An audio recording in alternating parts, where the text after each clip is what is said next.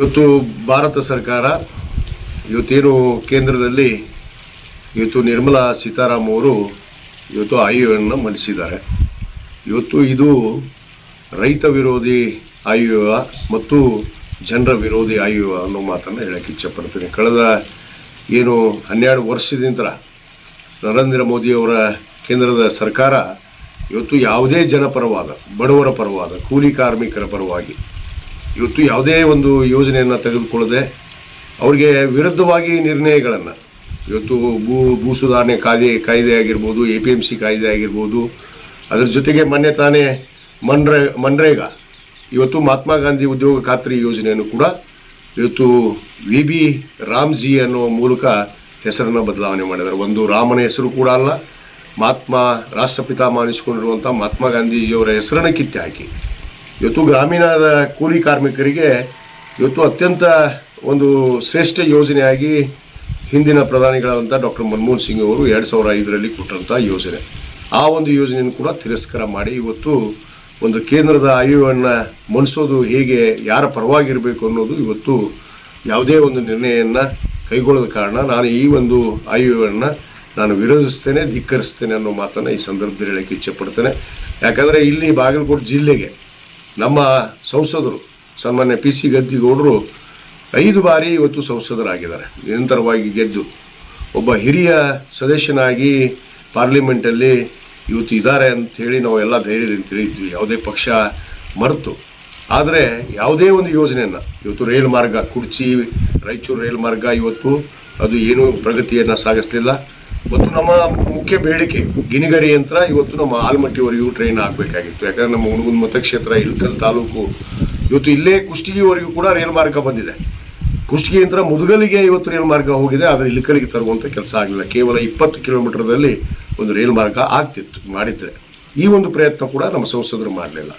ಇವತ್ತೇನು ನಮ್ಮ ಚಾಲುಕ್ಯರ ನಾಡು ಅಂತ ನಾವು ಹೇಳ್ತೀವಿ, ಅತ್ಯಂತ ಹೆಮ್ಮೆಯಿಂದ ಮೊನ್ನೆ ತಾನೇ ನಮ್ಮ ಸರ್ಕಾರ, ನಮ್ಮ ಮಾನ್ಯ ಮುಖ್ಯಮಂತ್ರಿಗಳು ಸಿದ್ದರಾಮಯ್ಯನವರು ಚಾಲುಕ್ಯ ಉತ್ಸವವನ್ನು ಇವತ್ತು ಬದಾಮಿ, ಪಟ್ಟದಕಲ್ಲು, ಐವಳ್ಳಿಯಲ್ಲಿ ಇವತ್ತು ನೆರವೇರಿತು. ಭಾಳ ಯಶಸ್ವಿಯಾಗಿ ಕಳೆದ 11 ವರ್ಷದಿಂದ ಆ ಉತ್ಸವ ಕೂಡ ಹಿಂದಿನ ಆಡಳಿತ ಮಾಡಿರುವಂಥ ಭಾರತೀಯ ಜನತಾ ಪಕ್ಷ ಒಂದು ಉತ್ಸವವನ್ನು ಕೂಡ ಮಾಡಲಿಲ್ಲ. ಇವತ್ತು ನಾಡಿನಲ್ಲಿ ಎಲ್ಲ ಉತ್ಸವಗಳನ್ನು, ಹಂಪಿ ಉತ್ಸವ ಆಗಿರ್ಬೋದು, ಕಾರವಾರ ಉತ್ಸವ ಆಗಿರ್ಬೋದು, ಬಸವ ಜಯಂತಿ ಉತ್ಸವ ಆಗಿರ್ಬೋದು, ಅನೇಕ ಉತ್ಸವವನ್ನು ಮಾಡಿ ಈ ನಾಡಿನಲ್ಲಿ ಏನು ಇತಿಹಾಸವನ್ನು ರಚಿಸಿದಂಥವ್ರು, ಇತಿಹಾಸವನ್ನು ಬರೆದಂಥವ್ರು, ಈ ನಾಡಿಗೆ ಇವತ್ತು ಅನೇಕ ಕೊಡುಗೆಗಳನ್ನು ಕೊಟ್ಟಂಥವ್ರನ್ನ ಇವತ್ತು ಮಲಕು ಹಾಕುವಂಥದ್ದು ನಮ್ಮ ಸರ್ಕಾರದ ಆದ್ಯ ಕರ್ತವ್ಯ. ಆ ಕೆಲಸ ಕೂಡ ಕೇಂದ್ರ ಸರ್ಕಾರ ಮಾಡಲಿಲ್ಲ. ಇವತ್ತು ಲಿಂಗಾಯತರಿಗೆ ಏನು ಕೂಡ ಅಭಿವೃದ್ಧಿಯನ್ನು, ದಿಶೆಯನ್ನು ಕಾಣಲಿಲ್ಲ. ಯಾಕಂದರೆ ನಮ್ಮ ಸಂಸದರು ಕೂಡ ಲಿಂಗಾಯತ ಸಮುದಾಯದಲ್ಲಿ ಇರುವಂಥ ಒಬ್ಬ ಸಂಸದರು ಯಾವುದೇ ಲಿಂಗಾಯತರ ಪರವಾಗಿ ಕೇವಲ ಬಸವಣ್ಣನ ಫೋಟೋ ಇಟ್ಟು ಪಾರ್ಲಿಮೆಂಟ್ ಮುಂದೆ ಹಾರಾಕಿ ಒಂದು ಬಸವ ಜಯಂತಿಯನ್ನು ಮಾಡೋದ್ರ ಮುಖಾಂತರ ಇವರು ತೋರಿಕೆಗಾಗಿ ಮಾಡ್ತಾ ಇರುವಂಥ ಕೆಲಸ, ಯಾವುದೇ ಅಭಿವೃದ್ಧಿ ಕೆಲಸಗಳು ಇವತ್ತು ಈ ನಾಡಿನಲ್ಲಿ, ಈ ದೇಶದಲ್ಲಿ ಆಗ್ತಾ ಇಲ್ಲ ಅನ್ನೋದು ಭಾಳ ಸ್ಪಷ್ಟವಾಗಿದೆ. ಆದ ಕಾರಣ ರೈತ ವಿರೋಧಿ ಸರ್ಕಾರ ಕೇವಲ IT BT ಏನು ಉದ್ದಿಮೆದಾರರಿಗೆ ಇವತ್ತು ಗಮನ ಹರಿಸುವಂಥದ್ದು, ಯಾವ ರೈತರು ಕೂಡ ಸಾಲ ಮನ್ನಾ ಮಾಡಲಿಲ್ಲ. ಉದ್ದಿಮೆದಾರರು ಮಾಡಿರುವಂಥ ಸಾಲವನ್ನು ಇವತ್ತು ಮನ್ನಾ ಮಾಡ್ತಾರೆ ಇವರು, ಆದರೆ ರೈತರ ಸಾಲವನ್ನು ಮನ್ನಾ ಮಾಡುವಂಥ ಕೆಲಸ ಆಗಿಲ್ಲ. ಯಾಕಂದರೆ ಹಿಂದೆ 2010ರಲ್ಲಿ ಡಾಕ್ಟರ್ ಮನಮೋಹನ್ ಸಿಂಗ್ ಅವರು ಇವತ್ತು ಈ ದೇಶದ ರೈತರ ಇವತ್ತೇನು ಸಾಲವನ್ನು ಮನ್ನಾ ಮಾಡಿದರು, ಸುಮಾರು 73,000 ಕೋಟಿ ರೂಪಾಯಿಯನ್ನು ಇವತ್ತು ರೈತರ ಏನು ಸಾಲ ಮತ್ತು ಬಡ್ಡಿಯನ್ನು ಕೂಡ ಮನ್ನಾ ಮಾಡಿದ್ದು ಕೀರ್ತಿ ಅದು ಕಾಂಗ್ರೆಸ್ ಪಕ್ಷಕ್ಕಿದೆ. ಇವತ್ತು ಕಾಂಗ್ರೆಸ್ ಪಕ್ಷ ಈ ದೇಶದಲ್ಲಿ ಮತ್ತೆ ಆಡಳಿತಕ್ಕೆ ಬರಬೇಕು.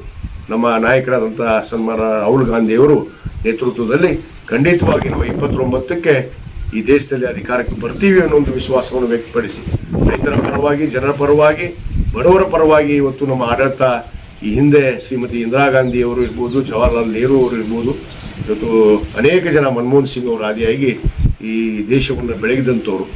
ಆದ ಕಾರಣ ಈ ಒಂದು ಆಯವ್ಯಯ ಇವತ್ತು ಜನರ ವಿರೋಧ ಆಯವ್ಯಯ. ಇವತ್ತು ನಮ್ಮ ಸಂಸದರು ಕೂಡ ಆಟಕ್ಕುಂಟು ಲೆಕ್ಕಕ್ಕಿಲ್ಲ ಅನ್ನೋ ರೀತಿಯಲ್ಲಿ, ಯಾಕಂದರೆ ಕೇವಲ ಆಟಕ್ಕೆ ಇವ್ರ ನಂಬರ್ಗೆ ಬೇಕಲ್ಲಿ, ಏನು ಮೆಜಾರಿಟಿಗೆ ಪಾರ್ಲಿಮೆಂಟಲ್ಲಿ ಇವತ್ತು ಒಬ್ಬ ಸಂಸದ ಬೇಕಾಗಿತ್ತು, ಅಷ್ಟಕ್ಕೆ ಮಾತ್ರ ಸೀಮಿತವಾಗಿ ಗದ್ದಿಗೌಡರು ಕೂಡ ಕೆಲಸ ಮಾಡ್ತಾರೆ ಅನ್ನೋ ಒಂದು ಮಾತನ್ನು ಕೂಡ ಈ ಸಂದರ್ಭದಲ್ಲಿ ಹೇಳಕ್ಕೆ ಇಚ್ಛೆಪಡ್ತೇನೆ.